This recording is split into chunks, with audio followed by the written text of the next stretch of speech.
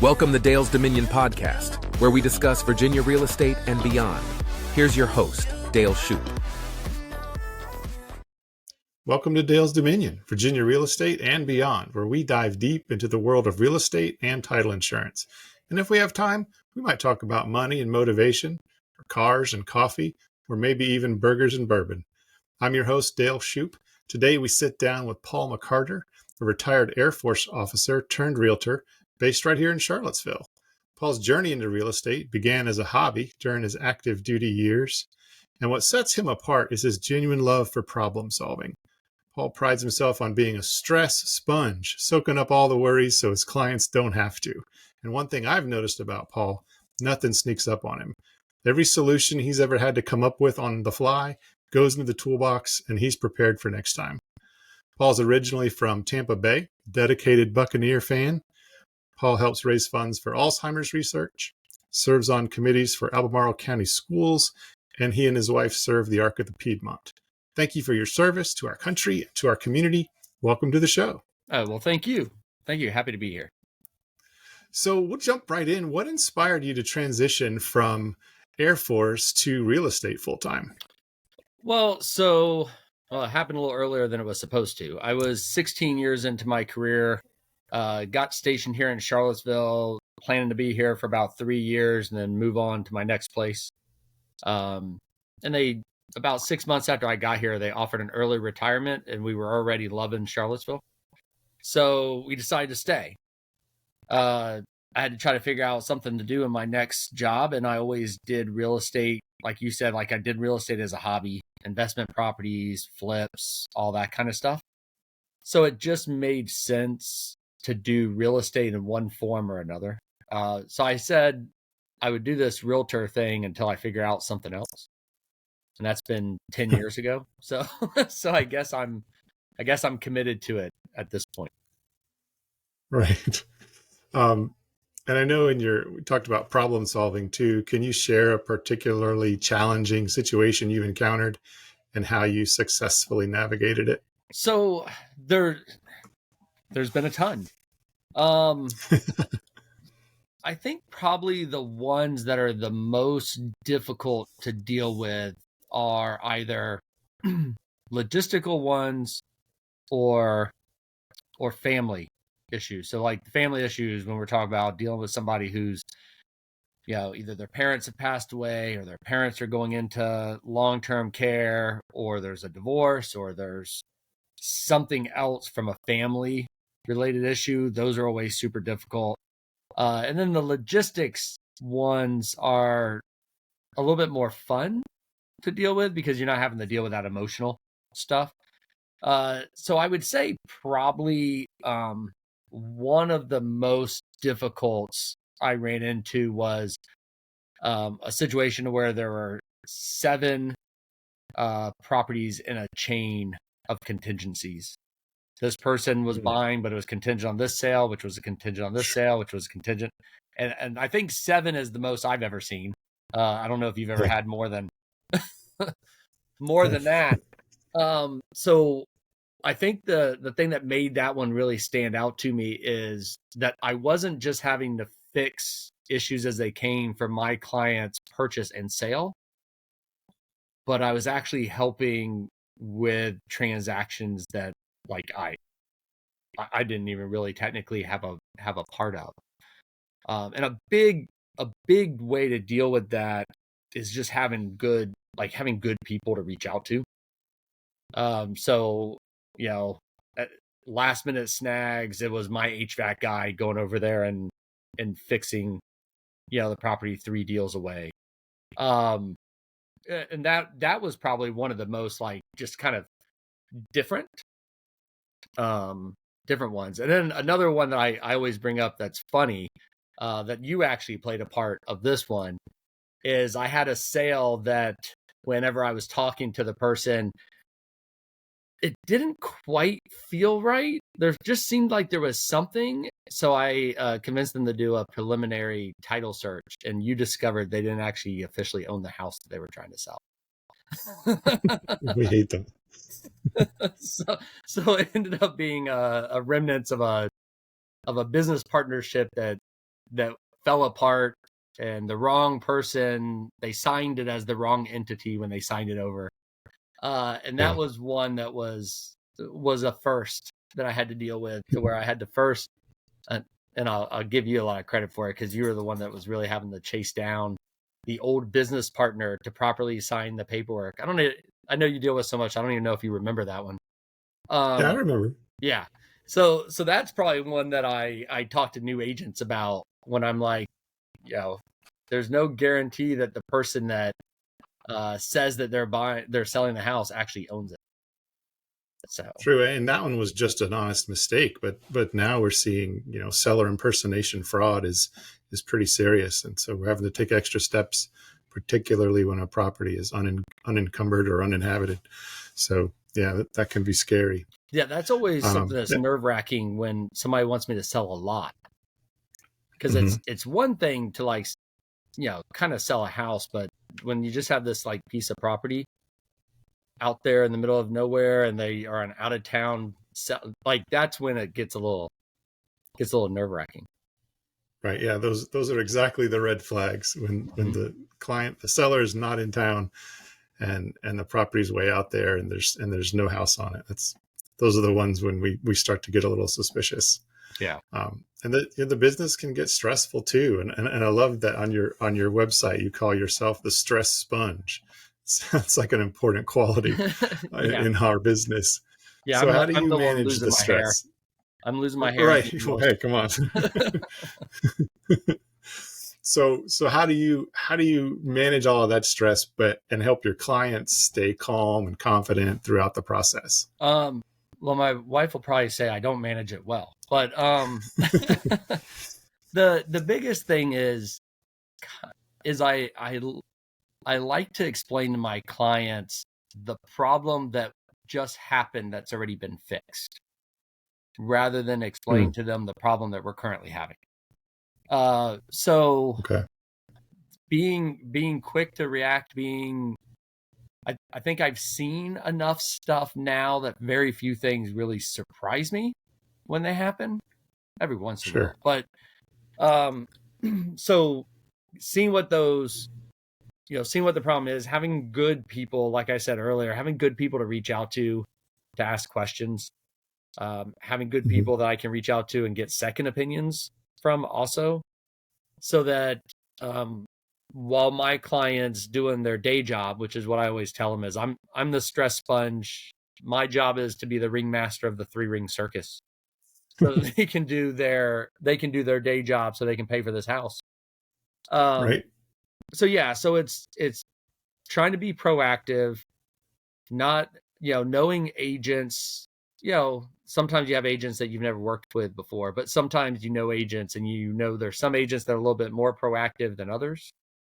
There's some that if you don't hear from them, that's a good sign that means everything's going good. And there's some that if you don't hear from them, that is absolutely terrifying, because it means that they're not even paying attention. So it's important being able to kind of look ahead.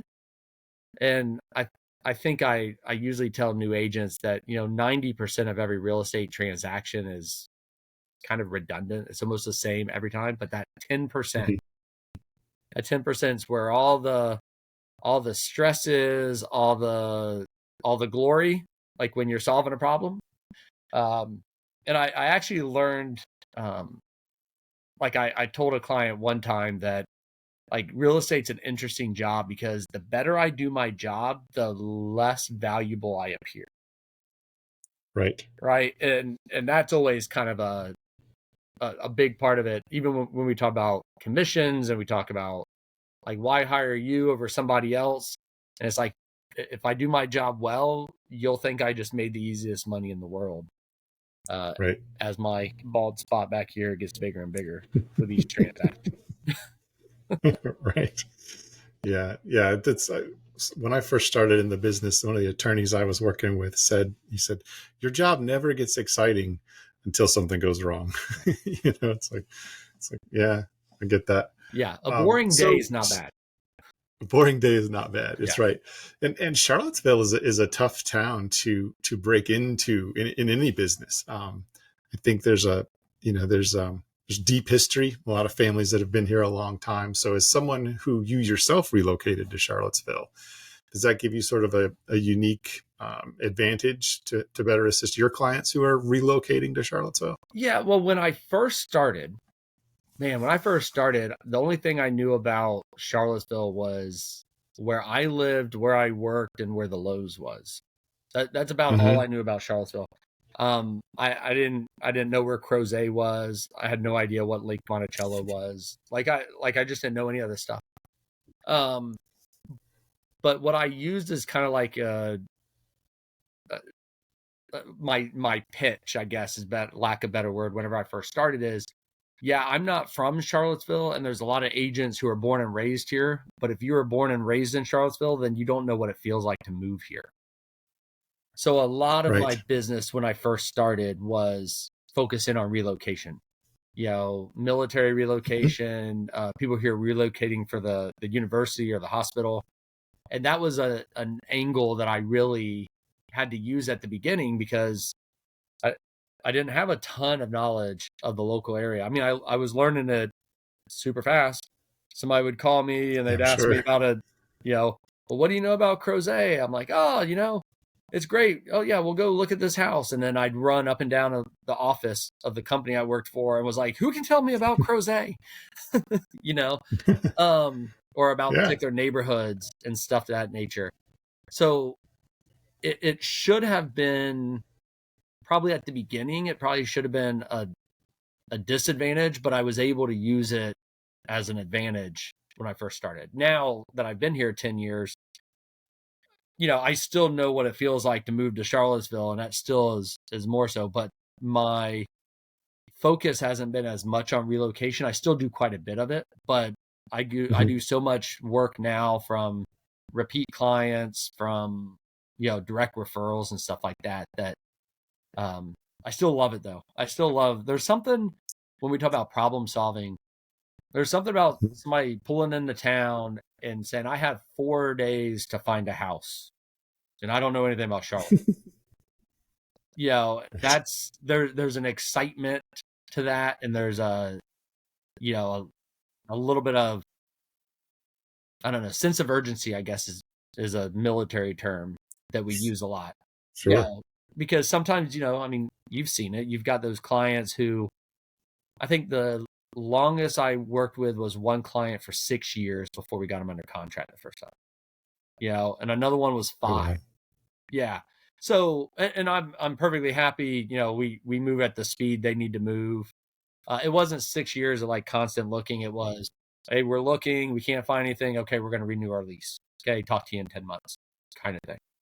But when you've got those relocation people in, they're here on a mission, and the mission is to find a place, and then it's just a matter of figuring out what is important to them and helping them adjust and trade-offs and figure out exactly where they want to be in our area, which adds an extra challenge.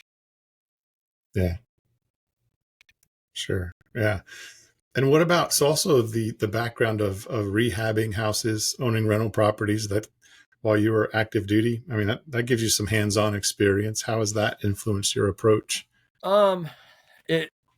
It definitely gives me the ability to tell somebody to run away from a house. I think that I think there's something that gives you, quick,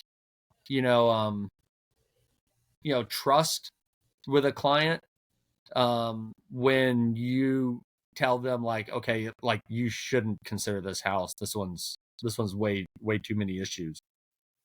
Because then they realize, okay, wait a minute. Okay, there's some credibility here. This guy's not just trying to sell me, the first house that we see. So being able to spot issues, also being able to talk to them about like, okay, well, here's some potential changes that you can make. And here's some potential changes that you could make if you had an infinite amount of money, but it's not really realistic. Talking to people when they're thinking about that, they're going to own it for a little while and then they're going to either resell or they're going to own it for a little while and rent. Being able to kind of go through, helping them think as a landlord while they're buying or having them thinking about Oh, yeah. reselling at the same time that they're buying. I think that gives me an advantage.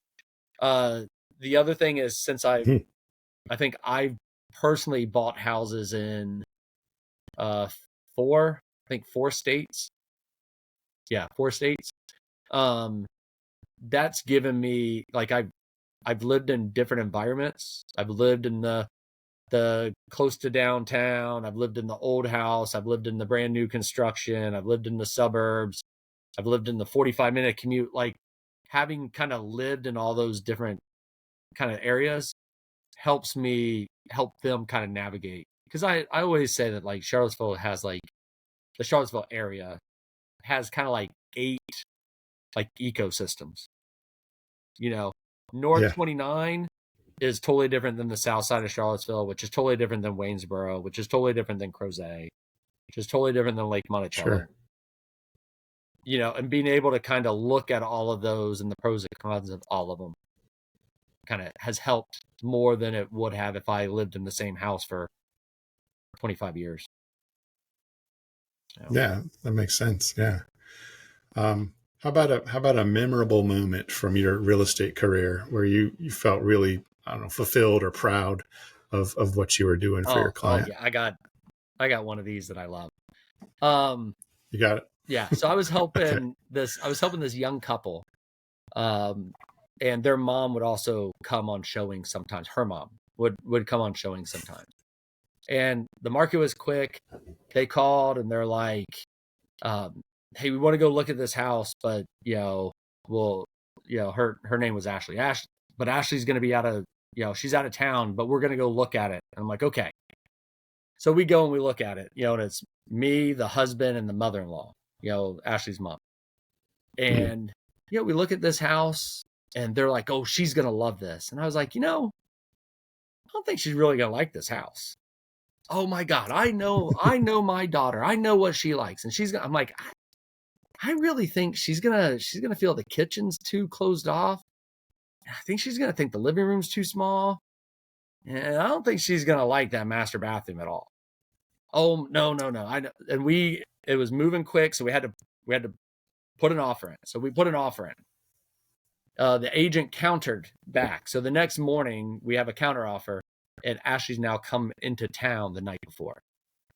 And she's like, "Hey, before we counter, can we go look at it a second time?" And I'm like, "Yeah, 100%. Let's go." So just me and her and the husband go. And I just sit there and I don't say anything. And, I kind of see her, and Ashley's kind of sitting there thinking, and she's looking, and she's like, "I don't really like it." And she's like, "What?" And I'm like, she goes, "Yeah, I think I swear, she goes, "I think the living room's too small." And she's like, "And I don't like how the kitchen's so like back in the corner. And I don't really like the master bath at all." And around the same time, her mom showed up.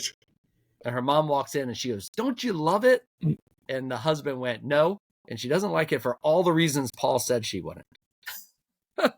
And just out there with the biggest, eating grin on my face, because I just that was kind of a reinforcement to me that I actually was, that I actually was able to kind of pay attention and interpret what my clients were thinking, and gave me some confidence to be able to, gave me some confidence to be able to know, like, okay, yeah, I really am able to interpret what my clients are thinking.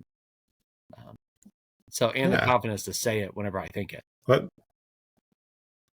yeah, that's a big part also. So what advice do you have to give someone who's considering a career in real estate? Maybe someone who wants to transition from something more formal like military and then into something that's sales oriented like real estate. The biggest thing when I talk to new agents, probably the two things I really, really point out at the beginning is being a realtor is not a job. You are opening a business. You are your business. And too many people just jump into real estate with the same mentality that they would if it was a job, which means they don't have any money for marketing, and they need a paycheck really fast, and they don't know how to talk whatever they're doing. And I always kind of use it as an example. I'm like, if you were to start a bakery, you would not start a bakery with no money to advertise, with no money for supplies. You wouldn't start a bakery with the idea that I need to be able to have a paycheck the first Friday, of owning this business. So you have to enter it as with the same mentality that somebody who is starting a business does. And you have to have the patience with it also, because just like with a business, a lot of realtors run out of money before they even get their first sale. All of a sudden rent's due and they got to go get a part-time job. And almost always, as soon as somebody does that, they're on their way out the business before they even get started. The other one that was actually told to me, which was one of the greatest parts about real estate, is how flexible the schedule is. And if you take full advantage of that, you'll be out of business. Because like, it's easy to, oh man, it's slow today, I'm just going to take today off. Oh, I don't have anything to do the next few days, I'm going to go out of town. It's really easy to do that at the beginning.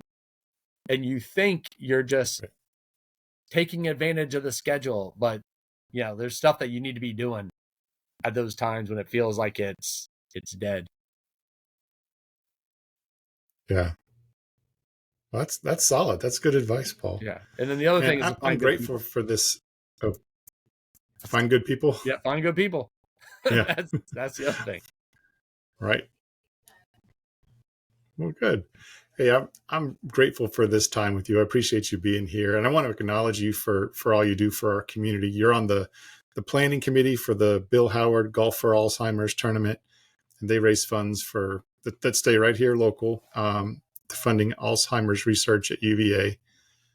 You sponsored the last two galas at Arc of the Piedmont, and your wife's on the planning committee last year. And I know they support citizens living with physical and mental disabilities.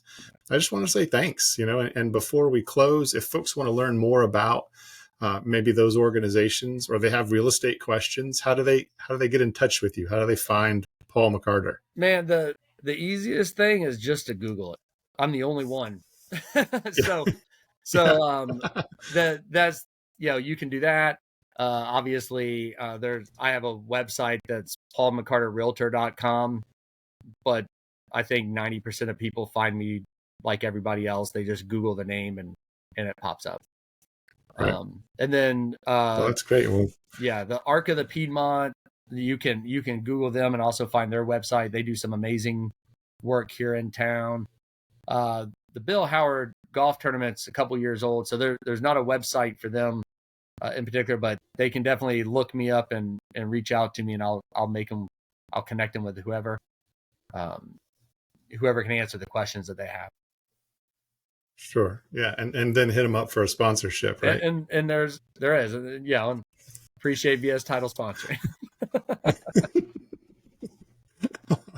All right. Well, this is fun. Hey, one last question. So you have a love for exploring and trying new restaurants. So where would you say is the best hidden gem restaurant that no one talks about for lunch or dinner in the Charlottesville area? Oh, I got my two.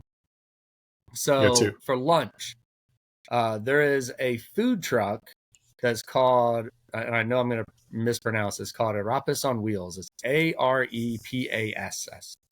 They also have a brick and mortar restaurant right off of Cherry Avenue. They serve things called arepas, which are in Argentina food. Fantastic. So if you see either the food truck or you go to their brick and mortar location for lunch, it's absolutely wonderful. And then probably my favorite restaurant for dinner that nobody ever talks about is Southern Crescent, which is in Belmont. It's like a New Orleans inspired restaurant. A husband and wife kind of built the restaurant. It was a passion of theirs. I mean, they laid all the brick in the patio themselves. They remodeled this old house and turned it into a restaurant, and it was a labor of love. And the food is just really good. Not not the largest menu, but there's some really good stuff on it. And it has a nice outdoor seating. Sometimes they'll have live music, but that's another place that I just never hear mentioned when people talk about the great restaurants in Charlottesville. And it's one of our favorites. All right. Well, we're uncovering hidden gems all the time here. So That's the job. thanks so much, man. I appreciate appreciate your time, and hopefully we get to talk again soon. Hey, always. I'll be at VS Title with a couple closings next week. So you'll see me. Sounds good. I'll see you All later, right, man. thanks. Okay. Bye. Bye.